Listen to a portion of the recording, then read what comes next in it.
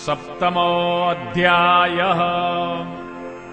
हरिः ॐ।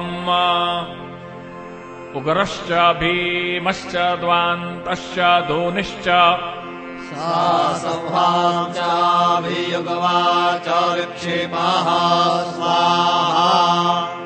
अग्निगोहृदयेनाशनिगोहृदयाग्रेण पशुपतिम् कृष्णहृदयेन भवम् जज्ञा।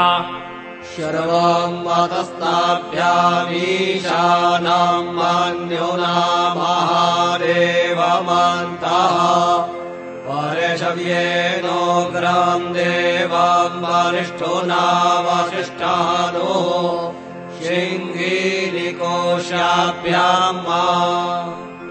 उग्रम् लोहितेन मित्रगृम् सौवृत्येन रुद्रम् दौर्वृत्येनेन्द्रम् प्रक्रीणेन मरुतो बलेन साध्यान् प्रमुदा।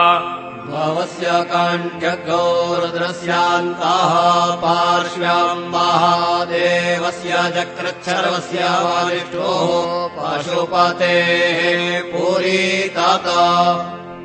लोमभ्यः स्वाहा लोमभ्यः स्वाहा त्वचे स्वाहा त्वचे स्वाहा लोहिताय स्वाहा लोहिताय स्वाहा मेदोभ्यः स्वाहा मेदोभ्यः स्वाहा मागुसेभ्यः स्वाहा मागुसेभ्यः स्वाहा स्नावभ्यः स्वाहा स्नावभ्यः स्वाहा स्तभ्यः स्वाहा स्तभ्यः स्वाहा मज्जभ्यः स्वाहा मज्जभ्यः स्वाहा रेतसे स्वाहा पायवे स्वाहा आयासाय स्वाहा प्रायासाय स्वाहा सञ्जासाय स्वाहा व्यासाय स्वाहोद्यासाय स्वाहा शुचे स्वाहा शोचते स्वाहा शोचमानाय स्वाहा शोकाय स्वाहा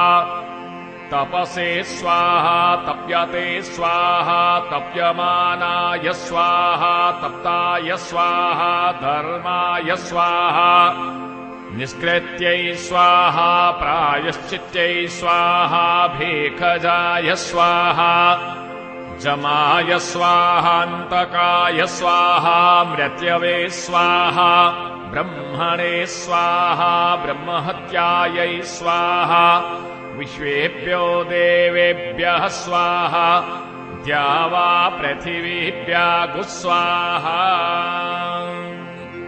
ॐ तत्सत्।